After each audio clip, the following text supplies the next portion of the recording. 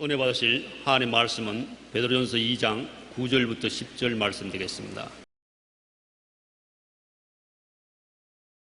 그러나 너희는 택하신 족속이요 왕같은 제사장들이요 거룩한 나라요 그의 소유가 된 백성이니 이는 너희를 어두운 데서 불러내어 그의 귀한 빛에 들어가게 하시니에 아름다운 덕을 선포하게 하려 하심이라. 너희가 전에는 백성이 아니더니 이제는 하나님의 백성이요 전에는 긍휼을 얻지 못하였더니 이제는 긍휼을 얻은 자니라. 아멘.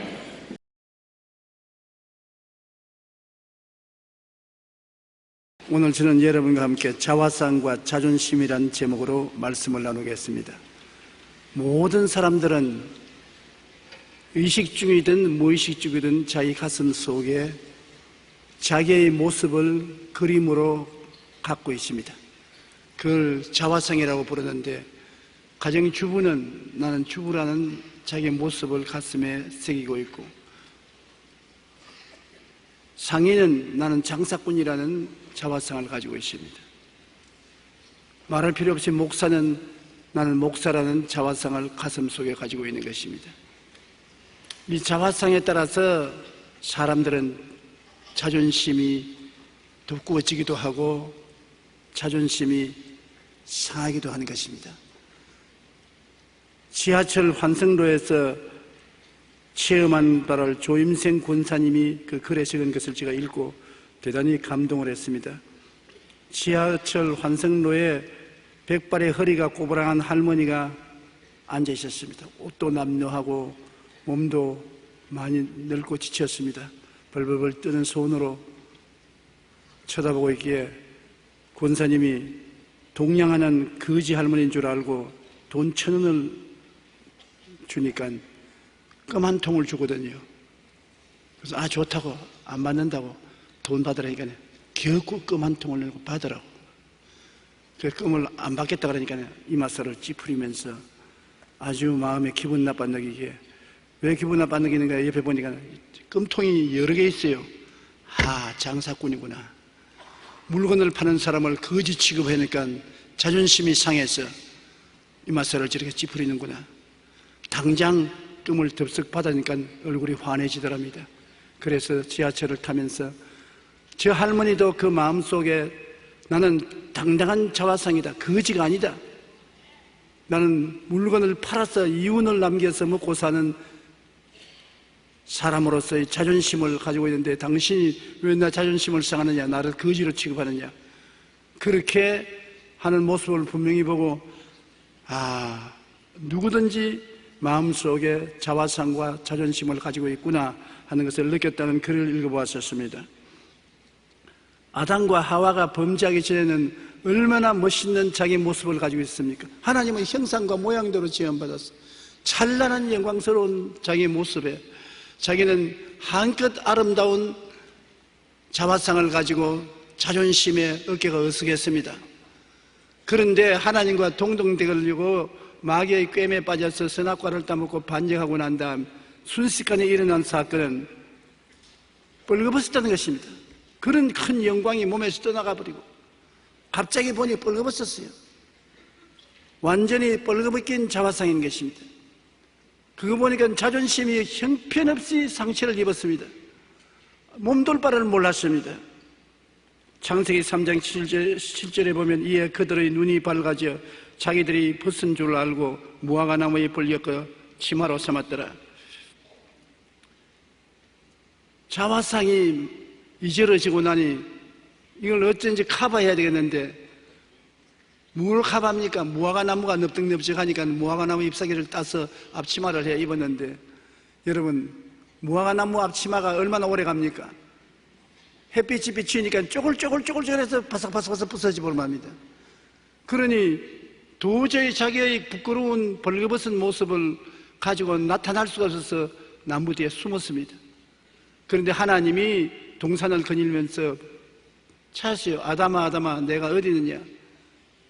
내가 벗었으므로 부끄러워서 나무 뒤에 숨었습니다. 하나님께서는 누가 널 보고 벗었다고 말하느냐?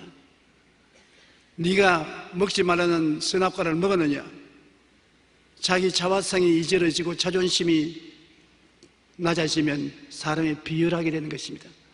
자존심이 상한 사람은 고상하지 못합니다. 욕도 막 하고 주먹질도 하고 비열해지는 것입니다. 아담은 자화상이 이절어지고 자존심을 잃어버리기 때문에 아주 비열해졌습니다. 왜? 어떻게 비열해지냐면 하나님 앞에 하나님이 나에게 만들어준 그 여자가 나를 꿰물어 내가 선악과를 따먹은 것은 하나님 책임이요 그 여자 책임입니다. 아주 얼굴 두껍게 자기의 잘못을 하나님과 여자에게 둘러 씌웠었습니다. 사람은 자기의 자존심이 상하면 어찌한지 자존심을 보호하기 위해서 남의 탓으로 돌려야 됩니다. 남편은 우리 아내 때문에, 아내는 우리 남편 때문에, 내 친구 때문에, 내 이웃 때문에, 심지어는 대한민국 때문에, 대통령 때문에 다 이웃의 책임을 전가해서 자기의 자존심을 지키려고 하지만 허물어진 자존심은 그렇게 해서 지켜지지가 않습니다. 자존심이 상하면 어떤 일이 생깁니까? 대인 공포증이 생깁니다. 내 이절어진 자존심을 가지고 사람들을 못 만납니다. 아담과 하와가 사람들 보기가 두렵고 하나님이 무서워서 나무 뒤에 숨은 것처럼 자존심이 상한 사람은 대인 공포증을 가지고 사람 만나기를 싫어하는 것입니다. 당당하지 못합니다. 그러므로 혼자 외롭게 있기를 원하는 것입니다.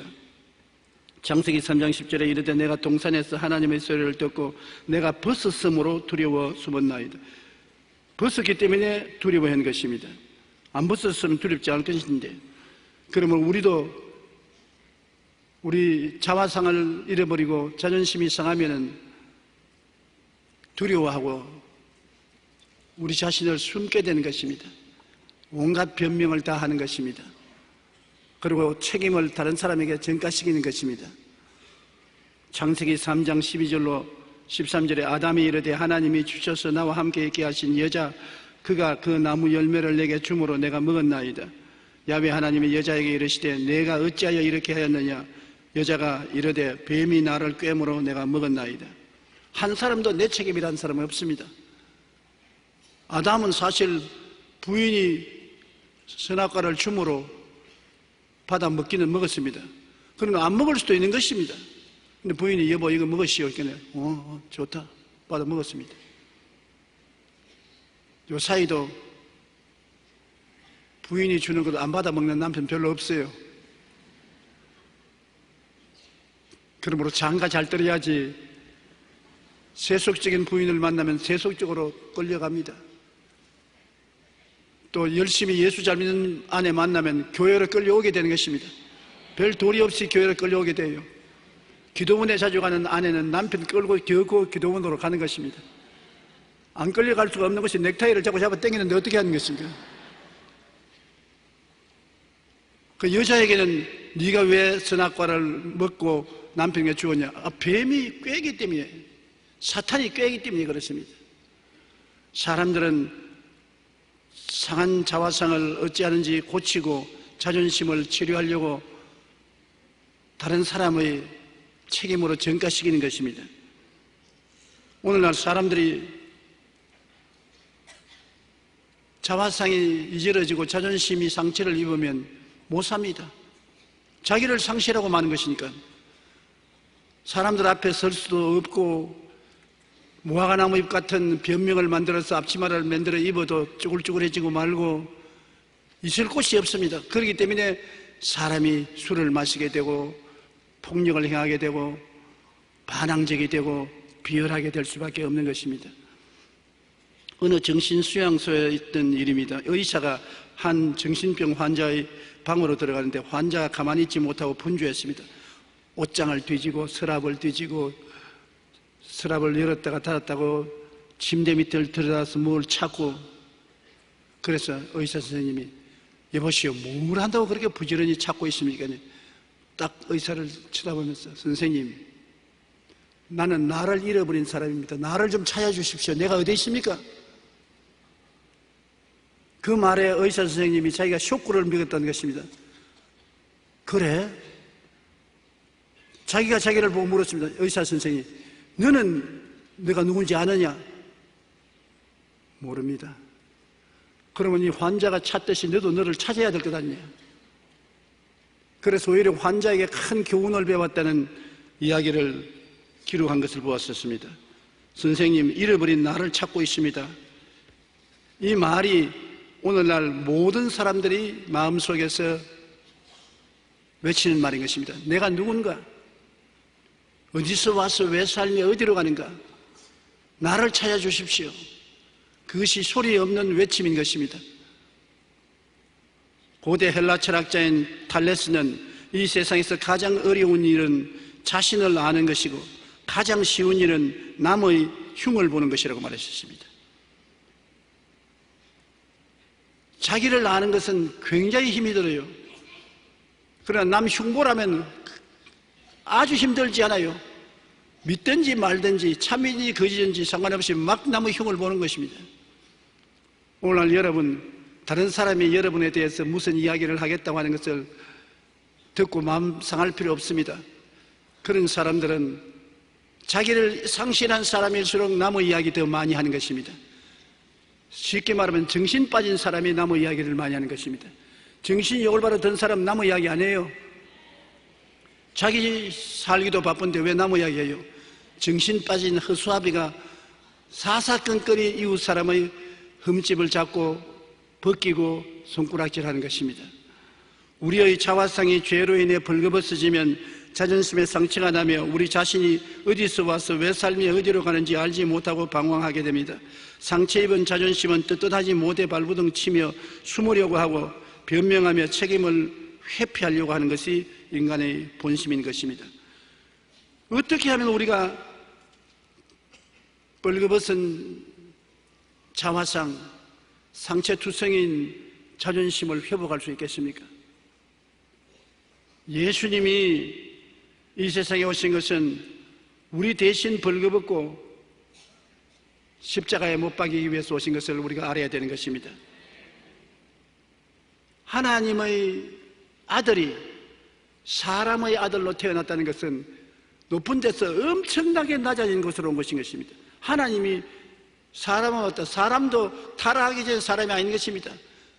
죄를 짓고 불의하고 추악하고 버림을 받아야 마땅한 아주 흉악한 것이 인간인 것입니다. 영적으로 죽었고 마음으로 부패 부정하고 허물투성이고 냄새가 나는 그런 사람 세계로 내려오게 된 것입니다. 나는 어릴 때 아주 우스갯소리를 드리는데 지금 자꾸 그 생각이 나요. 우리 아래채 아주 시골에 태어나서 시골에서 노동 일을 하다가 세상을 떠난 신손이라는 분이 있었습니다. 성은 신가고 이름이 뭔지 모르기 때문에 손이라고 했습니다. 신손. 그런데 또 자기 비슷한 부인하고 결혼을 했어요. 그런데 부인이 우리 부엌에 와서 어머니하고 할머니가 부엌에서 불 떼고 일할 때 이야기하는 것이, 나는 어릴 때 부엌에 늘 불을 쬐고 같이 있어서 이야기를 듣거든요. 어린아이 듣는데 이야기를 마음대로 하면 안 됩니다. 그런데 그때 무슨 이야기를 하냐면, 나는 우리 신랑이 내 곁에 오면 정말 겁이 납니다. 왜냐하면 날 안고서 키스를 하려고 하는데, 키스는 그 여자가 모르지, 입을 맞추려고 하는데 입에서 얼마나 구린내가 나는지 말로 다 할 수 없습니다. 그래서 내가 밀어내면 막 달라들어서 입을 맞추는데 막 화장실보다 더 구린내가 납니다.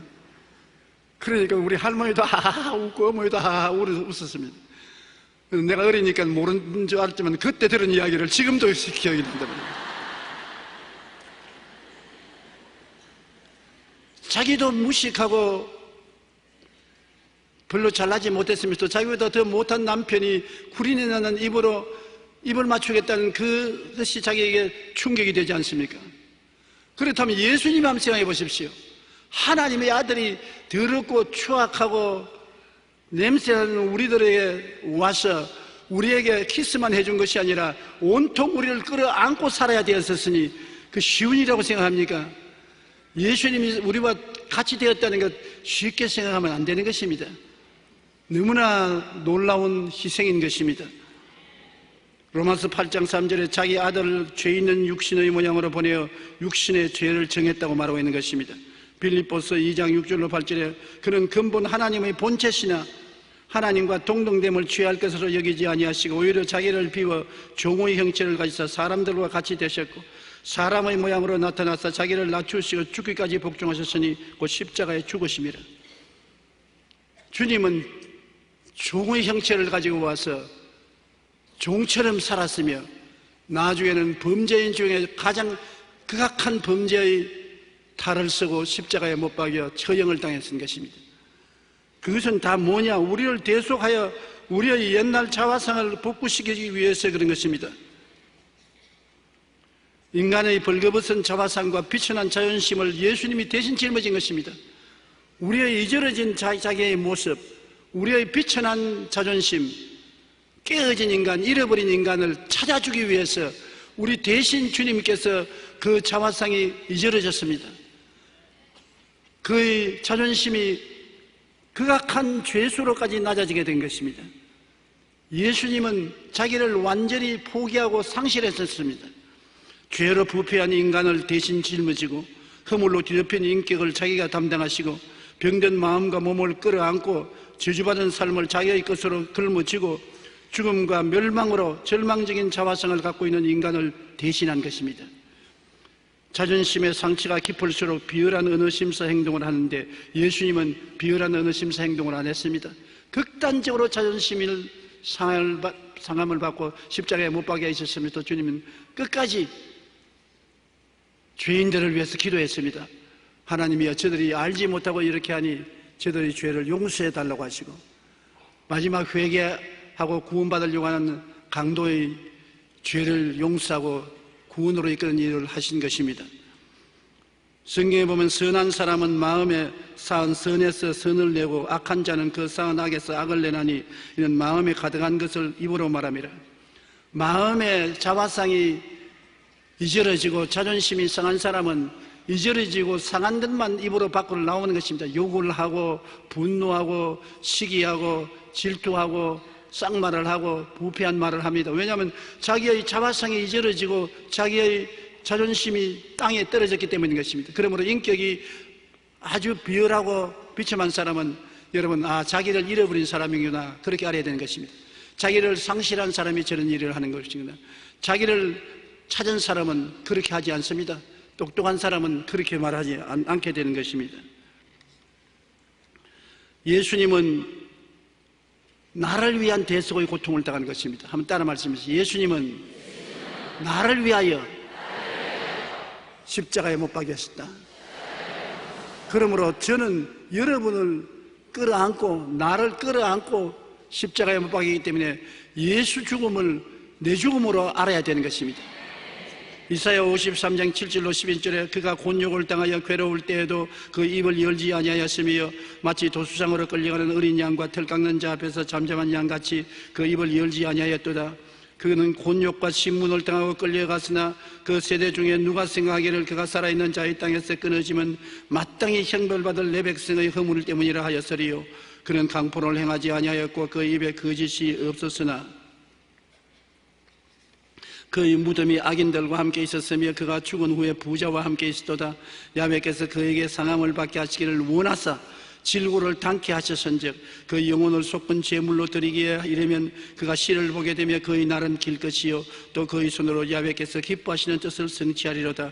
그가 자기 영혼의 수고한 것을 보고 만족해 여길 것이라. 나 의로운 종이 자기 지식으로 많은 사람을 의롭게 하며 또 그들의 죄악을 친히 담당하리로다. 예수님께서 그 영혼이 수고를 해서 얻은 여러분을 보시고 오늘 만족하게 여기시는 것입니다. 엄마가 상고의 고통 가운데서 어린애기를 낳고 나면 그 핏덩어리를 품에 안았을 때 마음에 얼마나 만족하게 느끼고 기쁘게 느끼는 그 심정을 아마 가지고서 예수님을 보면 예수님의 마음을 알 수 있을 것입니다. 예수님이 자기 영혼을 곤혹하게 한 것은 말로 형용할 수 없어요. 이 세상에 살아있는 존재가 당한 고통의 극한적인 고통을 예수님은 자원해서 젊으셨습니다. 예수님이 원치 않았었으면 여러분 절대로 십자가에 올라가지 않습니다. 그가 죽은 지 나흘이 되어 냄새나는 나사로도 말 한마디에 살려 올리신 건데, 폭풍과 일어난 바다의 파도도 잠잠하게 하신 주님, 그를 잡으려고 하는 사람에게 내가 너에게 명하노니 물러가라고 했으면 순식간에 전부 다 쓰러졌을 것인데, 주님은 잠잠하게 묶는 자에게 손을 내놓고 때리는 자에게 어깨를 내놓고 몸 빡는 자에게 손을 펼쳐준 것은 여러분과 나를 구원하고자 하는 그 뜨거운 열정 때문인 것입니다. 사랑 때문에 우리를 하나님의 자녀로서의 자화상과 자존심을 회복해 주시기 위해서 자기가 우리의 깨어지고 이저러지고 짓눌린 자존심을 대신 담당하신 것입니다. 사람으로 대접받지 못했습니다. 짐승도 예수 그리스도처럼 처참하게 대접하지는 않았을 것입니다. 그렇게 비참하게 주님 죽으신 것을 우리는 항상 생각하고 감사해야 될 것인 것입니다. 기독교의 복음이라는 것이 왜 위대하냐면, 기독교의 복음은 종교가 아닙니다. 철학이 아닙니다. 의식이 아닙니다. 형식이 아닙니다. 생명을 주님께서 대신 바꾸어치게 한 것입니다.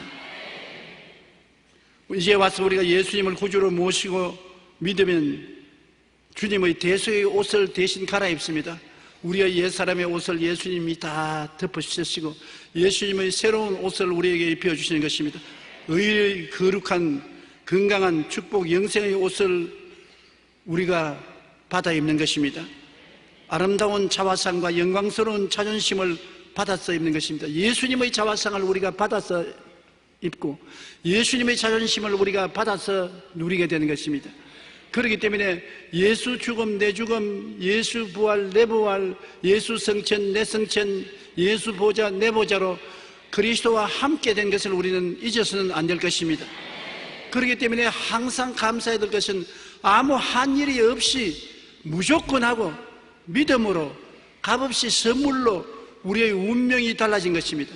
옛사람을 주님께서 짊어지고 가시고 새사람으로 입혀주신 우리는 잊지 말아야 되는 것입니다. 고린도전서 1장 28절로 30절에 하나님께서 세상의 천한 것들과 멸시받는 것들과 없는 것들을 택하사 있는 것들을 폐하려 하시나니 아무 육체도 하나님 앞에서 자랑하지 못하게 하려 하심이라.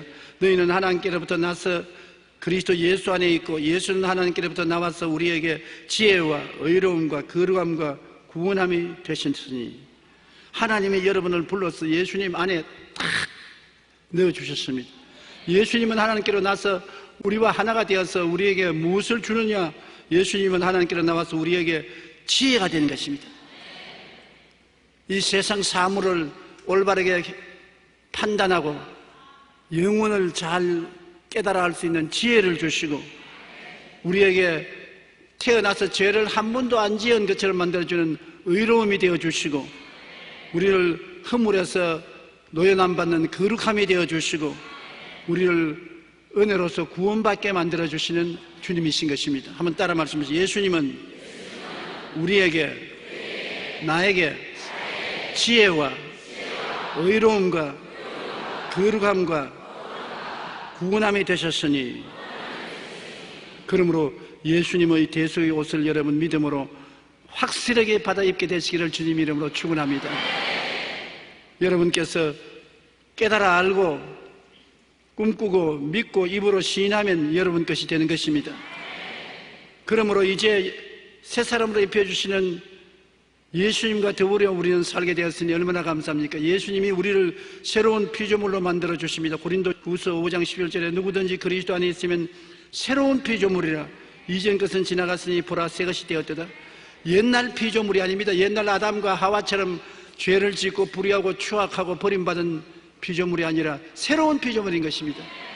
영생하고 하나님과 더불어 살고 성령을 모신 예수님과 똑같은 하나님의 자녀가 되는 것인 것입니다. 주님께서는 여러분과 나를 새로운 피조물로 만들어서 아주 영광스러운 자화상을 마음속에 갖고 자기의 자존심이 하나님의 자녀로서 당당하게 살 수 있도록 만들어주는 것입니다. 여러분께서 성경에 보면 사마리아 여인을 볼 수 있습니다. 사마리아에 대낮에 12시에 혼자 물동이를 들고 물 길러 나왔습니다.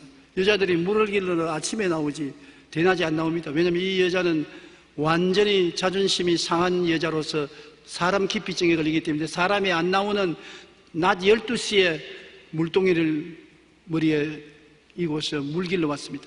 그때 마침 제자들은 먹을 것을 사러 가고 예수님 혼자 우물가에 앉을 때가 이 여자가 온 것을 보았습니다. 여자는 자기가 사람들을 회피하고 무시하고 멸시당하고 살았기 때문에 예수님을 거들떠 보이다 했는데 예수님이 여자야 물 좀 주시오. 깜짝 놀랐습니다. 자기같이 천한 여자를 보고 물 달라는 유대인이 있을 수가 있느냐. 그래서 당신은 누구기에 나에게 물을 달라 합니까? 더구나 사마리아 남자들도 날 보고 물 달라는 말 하는데 유대인으로서 감히 나보고 물 달라고 합니까? 예수님이 웃으시면서 물 달라 하는 사람이 누군지 알았더라면 물을 오히려 달라고 했을 것이요 내가 주는 물을 마시면 영원히 목마르지 않고 속에서 솟아나는 생수가 될 것입니다. 그러니까 여자가 웃으면서 아니 날 놀리는 겁니까? 이 우물은 깊고 당신은 물길 두레박도 없는데 어디에서 물을 떠서 나에게 먹이신단 말입니까? 예수님께서 이 물을 마시면 다시 목마르거니와 내가 주는 물을 마시면 영원히 목마르지 않는다고. 그 물을 그러면 내게도 좀 주십시오. 그래서 내가 이 낮에 물을 길러 나오지도 않게 해 주시옵소서. 그 예수님께서 남편을 데리고 오시오. 남편요? 네, 지금 남편 없습니다. 예수님이 고개를 끄덕끄덕 하시면서 그렇지요. 남편 없지요. 당신은 남편 5을 갈아치우고 지금 오다 가다 만난 결혼도 안 한 6째 남자하고 데리고 살지 않아요. 어떻게 나를 알아요? 이제 보니까 선지자시군요. 아, 당신들은 예루살렘에서 예배를 봐야 되는데 우리는 사마리아에서 예배를 드리는데 예루살렘에 와서 예배를 봐야 하나님 받아들인다고 하는데요. 예수님께서 아니야. 사마리아에서도 말고 예루살렘에서도 말고 지금은 심령과 진정으로 예배 드릴 때가 오느니 지금이라. 그건 너무 복잡한데요. 메시아라는 분이 오시면 우리에게 알려주실 것입니다. 말하고 있는 내가 바로 그 메시아다. 그러므로 이 사마리아 여인은 완전히 예수님과 대화함으로 달라진 것은 누가 자기를 상대를 해서 그렇게 대화를 해주며 나중에 알고 보니까 하나님의 아들 메시아가 자기 같은 천한 여인을 데리고서 끝까지 말을 해주는 것을 체험하고 난 다음에 자기 자화성이 달라졌습니다. 아, 나도 버림받은 여자가 아니구나. 나를 인정하고 받아주는 메시아가 있구나. 그리고 자존심이 생겨서 마음에 대인 기피증이 사라졌습니다. 그 자리에 물동이를 내버려 두고 시내로 뛰어들어가서 여보시오 내 말 들으십시오. 제 우물가에 메시아가 나타났습니다. 내 과거를 소선하게 손바닥 보듯이 다 보고 말씀하는 분인데 오시오. 사람들을 피해서 12시에 혼자 물 길러 온 여자가 사람들에게 나가서 예수님을 전도하는 전도인이 된 것입니다. 대인 기피증이 사라졌습니다. 그 마음속에 예수님과 대화함으로 말미암아 완전히 잊어진 자화성이 고쳐지고 자존심이 살아났기 때문인 것입니다. 여러분, 마귀가 오면 사람을 벗깁니다. 그래서 사람을 벗겨서 자화성을 잊어지게 하고 완전히 자존심이 땅에 떨어지게 해서 비열한 인간으로 만드는 것입니다. 아담과 하와가 마귀에게 꾀임을 받았을 때 제일 먼저 한 것이 뭡니까? 빨가벗겨서 자존심을 상하게 하고 자존심을 없게 해서 비열하게 만드는 것입니다. 하나님은 아담과 하와를 무화과나무 잎으로 앞치마를 만들고 나가도록 만들어 놓지 않았습니다. 나중에 에덴에서 쫓겨나갈 때도 하나님은 그래도 최소한도의 자화성을 가지고 자존심을 가지고 나가기 위해서 짐승을 잡아 피를 흘려 가죽으로 옷을 만들어 입혔은 것입니다. 마귀는 벗기고 하나님은 입히는 것입니다. 오늘날 또 마귀는 우리를 사람을 통해서 말로나 행동으로 이웃을 자꾸 핥히고 빨가벗기는 것이 마귀의 하는 것입니다. 그래서 자화상을 잊어지게 하고 자존심을 짓밟아서 비열한 인간으로 만들려고 하는 것입니다. 아무리 점잖은 사람도 일단 자존심이 상하면은 비열하게 되는 것입니다. 별하게 되면 앞뒤를 가리지 않습니다. 같이 욕하고 삿대질하고 온갖 흉측한 일을 다 저지를 수 있게 되는 것입니다. 예수님께서 이 사마리아 여인을 데리고서 정죄하거나 벗기지 않았습니다. 만일 율법사나 바리새인을 만났더라면 이 여자야, 남편을 5이나 갈아제끼고 6째 데리고 사는 이 사기꾼이요, 창녀야, 그렇게 말했으면 벗기지 않습니까? 공격하지 않습니까? 예수님이 한 번도 창녀는 말하지 않습니다. 그냥 예수님께서 너는 5번째 남편하고 이별하고 6번째 남자하고 사는데 결혼하지 않은 남자하고 동거하고 있다, 그 말을 했지, 주님께서 이 여자를 욕하지 않았습니다. 정죄하지 않았습니다. 제일 중요한 것이 마귀는 오면 정죄합니다. 있는 죄도 정죄하고 없는 죄도 만들어내어서 정죄합니다.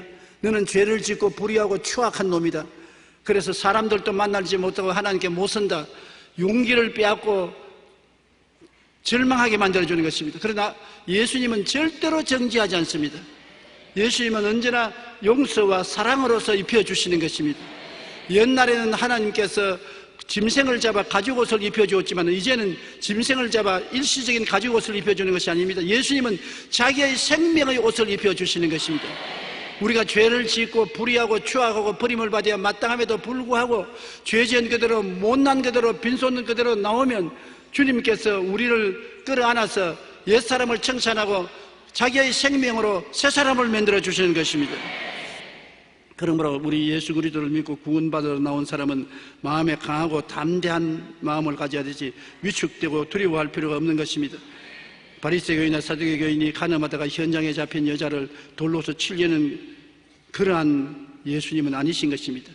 종교가 사람을 정죄하고 죽이려는 것은 율법주의적인 것이요 하나님의 뜻이 아닌 것입니다. 예수님이 그 여자에게 나는 너를 정죄하지 아니한다, 집에 돌아가서 다시 죄 짓지 말라, 용기와 희망을 주셨지 절망을 갖게 만들어주지는 아니한 것입니다. 여러분, 우리 하나님께서 우리에게 어떤 자화상을 주신지 한번 알아볼까요?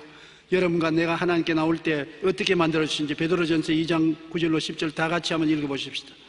그러나 너희는 택하신 족속이요 왕같은 제사장들이요 거룩한 나라요 그의 소유된 백성이니 이는 너희를 어두운 데서 불러내어 그 기이한 빛에 들어가게 하신 이의 아름다운 덕을 선포하게 하려 함이라. 너희가 전에는 백성이 아니더니 이제는 하나님의 백성이요 전에는 긍휼을 얻지 못하였더니 이제는 긍휼을 얻은 자니라. 한번 따라 말해서 나는 택함 받은 족속이요 왕과 같은 제사장이요 하나님의 거룩한 나라요 하나님의 소유된 백성입니다.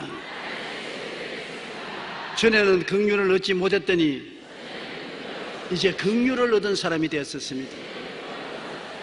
엄청나게 다른 사람이 되지 않았었습니까? 여러분의 모습이 이렇게 달라진 것입니다. 그러므로 여러분은 그만한 자존심을 가져야 되는 것입니다. 긍지를 가져야 되는 것입니다. 자기 자랑을 하나님 앞에 할 수 있어야 되는 것입니다. 자기가 그렇게 훌륭한 사람인 줄 알면은 다른 사람 대할 때 훌륭하게 대하지 야비하게 대하지 않습니다. 자기가 깡패요 폐인으로 생각하면 다른 사람을 대할 때도 그렇게 대합니다. 그러므로 사람은 자기의 모습인 자화상과 자기의 자존심에 따라서 어느 심사 행동을 하게 되는 것을 알 수 있습니다. 우리가 죄수들을 감옥에 가둬놓고 난 다음에 항상 욕이나 하고 주무기질이나 하고 난 다음에 임기가 차서 내보내면 나가서 당장 그대로 죄 짓습니다. 사회에 대한 반항을 가지고 대적적인 행동을 합니다. 왜냐하면 삐뚤어진 자화상에 상처를 입은 그대로 나오니까 야비하게 된단 말입니다. 그러나 감옥에 있을 때 예수를 믿게 되고 주님이 인간 대우를 해주시는 모습을 보고 변화되어 나와서 주의 종도 되고 자선 사업하는 사람도 되고 훌륭한 사람 된 사람이 많은 것입니다. 그렇기 때문에 우리 기독교 교회들이 합쳐서 기독교 교도소를 세운 것은 교도소에서 사람 때려잡는 곳이 되지 말고 사람을 치료해서 훌륭한 자화상, 훌륭한 자존심을 가지고 임기를 마치고 나가서 사회에서 변화된 사람이 되라고 그렇게 하는 것입니다. 자기를 보는 모습이 달라지고 자기의 느낌이 달라지면 사회생활에 나서 변화된 삶을 살게 되는 것입니다. 우리는 고상한 자존심이 마음속에 생겨난 것을 알게 되면 새 사람이 된 자화상을 알고 새 자화상을 상상하고 꿈꾸며 기적적으로 변화된 것을 믿으며 자기가 어떤 사람이 된가를 고백해야 되는 것입니다. 벌거벗을 때와 대속의 고귀한 옷을 입을 때 자존심이 치료되고 두려움이 극복되고 자존심이 치료되고 건강하면 긍정적이고 행복한 인격으로 변화되는 것입니다. 긍정적이고 행복한 인격이 되기 위해서는 먼저 자기의 모습이 달라져야 되고 자기 자존심이 달라져야 되는 것입니다. 모습이 이저러지고 파괴된 자기 모습을 가진 사람이 자존심이 있으면 행복이 있을 택이 없습니다. 자존심이 달라지고 자화상이 달라져야 되는 것입니다. 그것이 어디에서 달라집니까? 십자가 밑에 나와서 달라지는 것입니다. 하나님이 여러분을 인정해 주시는데요, 하나님이 여러분을 하나님의 자녀로 인정해 주니까 자기의 모습이 얼마나 훌륭합니까? 그리고 예수님이 여러분을 사랑해서 자기의 몸과 피를 다 쏟아서 구원을 시켜주시니 여러분은 얼마나 귀한 존재요, 얼마나 고귀한 존재인 것입니까? 십자가 밑에 나와서 여러분 짐을 풀어놓고 보면 여러분은 고귀한 자화상을 얻게 되고 고귀한 자존심을 갖게 되어서 말이 달라지고 생각이 달라지고 행동이 달라지고 발걸음이 달라질 수밖에 없는 것입니다. 속 사람이 달라지는데 그 사람이 그것이 안 나타날 수가 없는 것입니다. 벌거벗을 때와 대소의 고귀한 옷을 입을 때 완전히 다른 사람이 되는 것입니다. 아담과 하와가 벌거벗을 때는 자기 마누라도 고소하고 하나님도 책임을 전가시키는 비열한 인간이 되었지 않습니까? 그러나 예수 그리스도에서 우리가 새로 지음을 받은 새 사람이 되고 난 다음에는 내가 고상하니 고상한 말을 하고 내가 존귀하니 존귀한 말을 하고 내가 하나님의 자녀가 되었으니 자녀답게 살 수밖에 없는 것입니다. 변화된 사람에게 변화된 역사가 나타나는 것입니다. 우리는 천국 자화상을 항상 신분증처럼 마음에 간직하며 고상한 자존심을 가지고 살아야 되는 것입니다.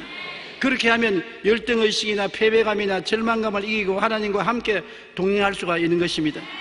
나는 하나님 곁에 못 나갑니다.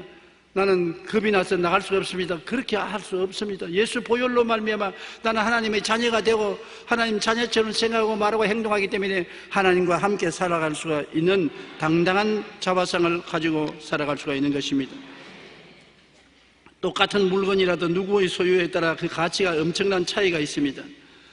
피카소의 그림은 잘못 그려서 버린 것조차 집 한 채 많은 값이 될 정도입니다. 자기가 그렸다가 그림이 많이 만져서 쓰레기통에 버린 것, 그걸 주고 쓰이는 사람이 요사이 집 한 채 많은 값을 가지고서 팔아먹는 것입니다.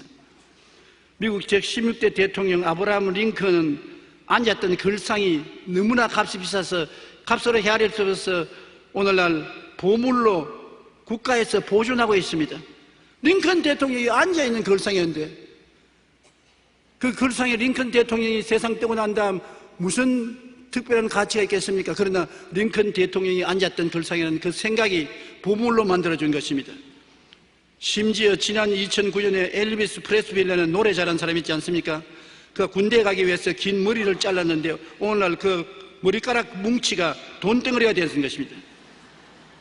뭉치 한 단에 1,700여만 원입니다. 그래 이발사는 왔다죠. 우리 머리는 깎아가지고서 쓰레기통에다 넣어버리는데 엘비스 프레스비의 머리카락은 그래도 이발사가 기념으로 깎아가지고 놓아뒀던 것이 이제는 돈다발이 되고 마는 것입니다.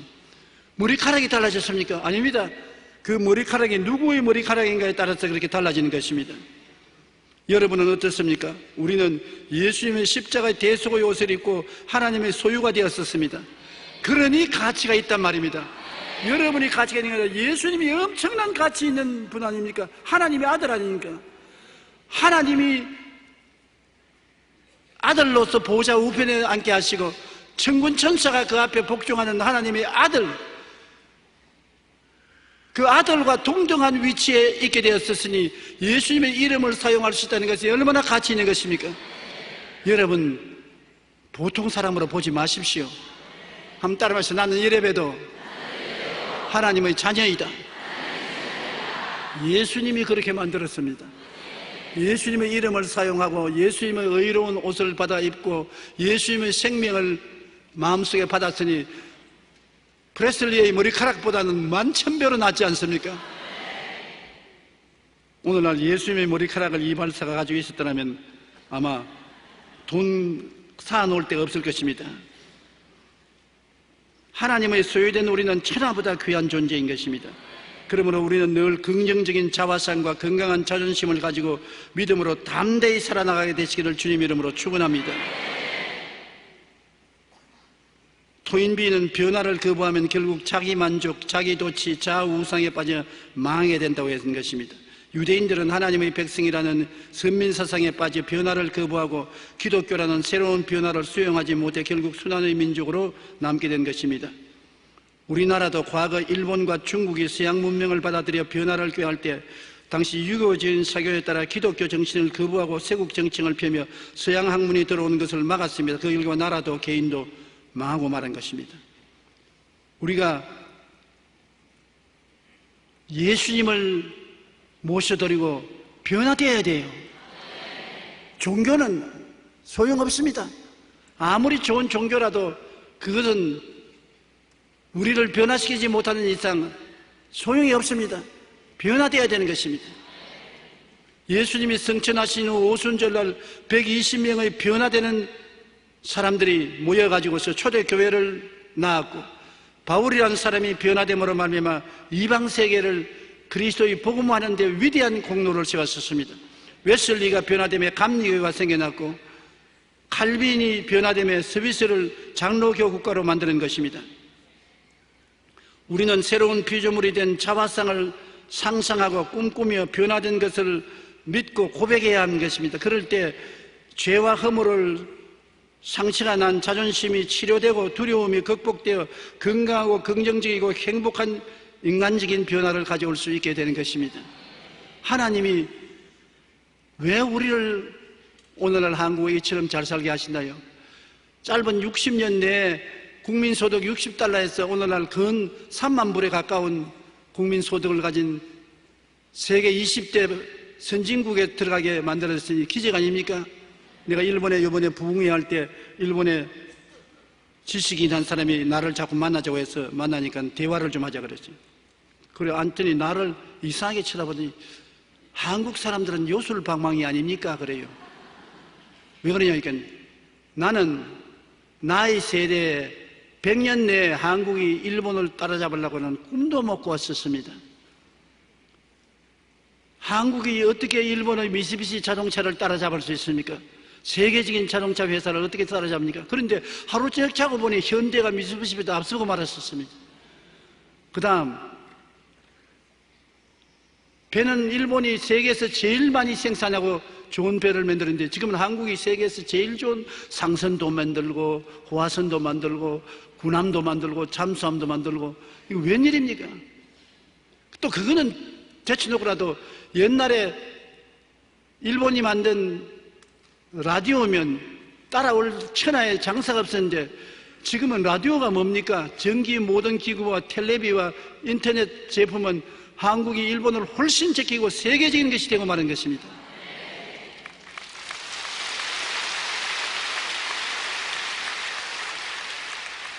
그러고 난 다음 하는 말이 가장 더 어려운 것은 지금 일본 회사의 연구원들과 기술자들이 한국 회사에 스카우트 되기를 학수고대하고 수많은 머리 좋은 일본 기술자들이 한국 회사에 스카우트 돼 가고 있습니다.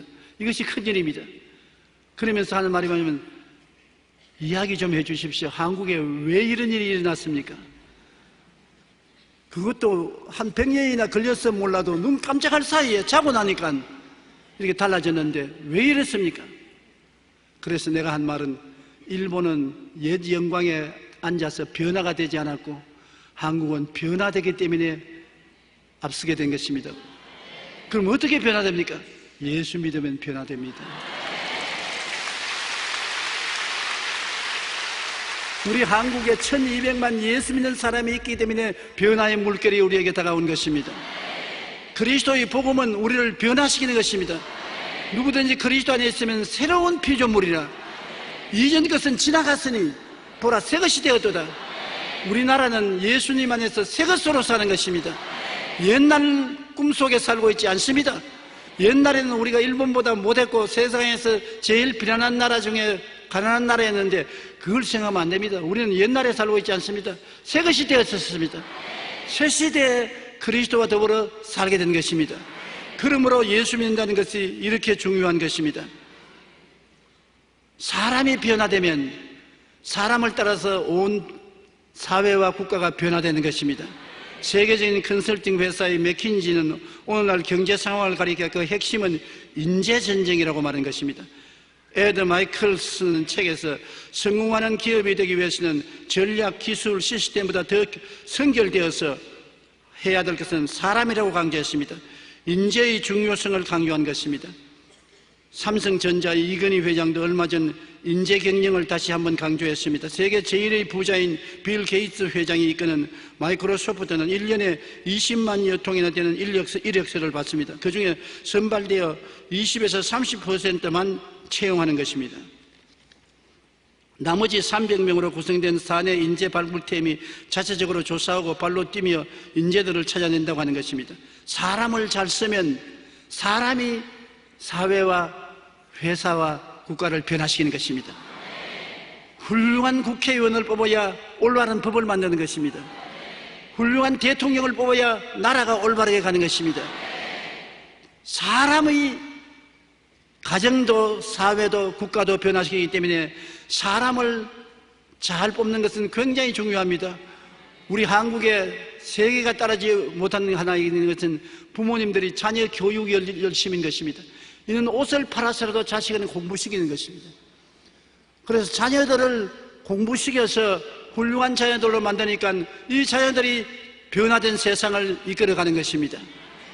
교육열이 세상을 바꾸어가는 것입니다. 교육을 하지 아니하면 옛날에 그대로 머물러 앉아있으면 아무것도 안 되는 것입니다. 휴렛 패커드가 이끄는 칼리피오리나 회장은 취임 후 핵심 인재 전쟁을 발표하고 6개월마다 직원들을 평가하는 인재 양성 경영을 실시하고 있는 것입니다. 인재의 덕목으로 사람들은 여러 가지를 지시합니다. 정 경영은 최근 삼성전자, LG전자, SK텔레콤, 현대자동차 등 국내 굴지의 11개 기업의 인사 담당자들을 상대로 기업이 원하는 인재상을 조사했습니다. 그 결과 중요한 요건은 4가지입니다. 개인이 역량이 있고 국제 감각이 있고 원만한 대인관계, 올바른 가치관들을 가진 인재를 뽑는다고 했던 것입니다. 세계의 기업들은 지금 인재 전쟁을 벌이고 있습니다. 하나님께서도 시대마다 인재를 사용합니다. 그러나 하나님의 방법은 틀립니다. 세상 사람만 사람을 택하는 것이 아닙니다. 하나님도 사람을 뽑습니다. 하나님은 국가를 택하는 것이 아닙니다. 사회를 택하는 것이 아닙니다. 교회 건물을 택하는 것이 아닙니다.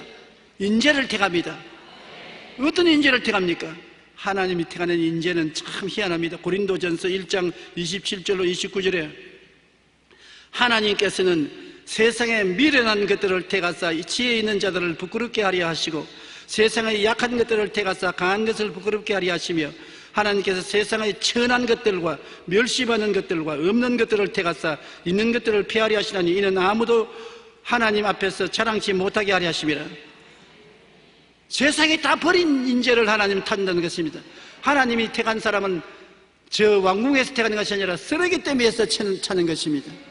그러므로 여러분, 나는 못났다, 나는 공부도 못했다, 인물도 못났다, 건강도 없다, 재산도 없다, 가문도 없다, 천만에요. 그런 걱정하지 마십시오. 하나님께서는 세상에 천한 것들, 멸시받는 것들, 이런 사람을 택해서 있는 것들을 피하게 하기를 원한다는 것입니다. 그러므로 오히려 여러분 천한 것들, 멸시받는 것들, 공부 못한 것들, 없는 것을 부끄럽게 생각하지 말고 자랑으로 생각하십시오. 그 때문에 하나님이 택해 주신 것입니다. 세상에 너무 잘난 사람 하나님 택하지 않습니다. 세상에 못난 사람을 택해서 잘난 사람을 주님께서 없이 하기를 원하시는 것입니다. 한번 따라 읽으십시오. 하나님께서는 나같이 미련한 것을 택하사 지혜 있는 자를 부끄럽게 하려 하시며 나같이 약한 것들을 택하사 강한 것을 부끄럽게 하시며 나같이 천한 것과 멸시받는 것이 하나님의 택함을 받아서 아무 인간도 하나님 앞에 자랑하지 못하게 하리 하심이라. 자신 있지요? 할렐루야. 하나님께 한 박수 하십시다. 그러므로 여러분은 우연히 교회에 온 것이 아니라 하나님이 여러분을 택해 주셨다고. 택해 주셨어요. 그 많은 사람 가운데 하나님이 너는 내 것이다 오너라. 아이고 나는 아닌데요. 나보다 훨씬 잘난 사람 많은데요. 나보다 교육받은 사람 많은데요. 저 사람 나보다 인물 훨씬 좋지 않습니까? 돈도 많고요. 웃기는 소리 하지 마라. 내가 원하는 사람 내가 택한다. 내가 내 마음에 맞다. 내가 천하고 멸시받고 없는 사람이지만 나는 귀하게 여긴다. 그래서 택한 것입니다. 그러므로 이제는 여러분 하나님 앞에서 새로운 평가를 받아야 되는 것입니다. 나는 더 이상 천한 사람 아닙니다. 고귀한 하나님의 자녀인 것입니다. 멸시받는 사람 아닙니다. 하나님의 존경을 받는 사람인 것입니다. 없는 자가 아닙니다. 천당의 보화를 가진 사람인 것입니다. 사람 팔자 시간 문제인 것입니다. 세상은 뛰어남으로 인재를 택합니다. 그러나 하나님은 은혜로 인재를 택합니다. 우리 하나님인 자녀가 되어 천국 자화성을 항상 간직하면 모든 절망과 낙심을 이기고 하나님과 함께 동행할 수 있습니다. 절대로 여러분 이제는 자화성이 구겨질 수 없습니다. 자존심이 짓밟힐 수 없습니다. 여러분 형편없는 사람이라도 하나님이 택하신 자녀는 자화성을 가지고 자존심을 가지고 살기 때문에 당당하고 용감하게 열등의식과 좌절감을 가지지 마시고 낙심하지 마시고 하나님과 함께 동행하시기를 주의 이름으로 축원합니다. 축원합니다. 축원합니다. 다 같이 고개 숙여 기도드리겠습니다. 하나님 아버지여, 우리같이 천하고 못나고 멸시받고 버림받은 자를 택해서 하나님의 자녀로 삼아 고상한 삶을 살게 만들어주시는 주님 감사합니다. 우리 조상으로 말미암아 우리가 뻘거벗어서 인간의 힘으로 무화과 나무로 앞치마를 해 입히려고 애를 써도 안 되던 우리에게 주님은 가죽옷을 입혔습니다. 옛날에는 짐승의 가죽옷이지만 지금은 예수님의 가죽을 뺏겨서 우리에게 입혀주셨습니다. 우리는 예수 이름으로 살고 예수님 의로서 살고 예수님 거룩함으로 살고 예수님의 건강으로 살고 예수님의 축복으로 살고 예수님의 천국으로 옷 입고 살게 된 것을 감사합니다. 아버지 안에는 빛난 자화상을 가지고 영광스러운 자존심을 가지고 당당하게 사는 성도들이 되게 하여 주옵소서. 예수님 이름으로 축복하고 기도합니다. 아멘.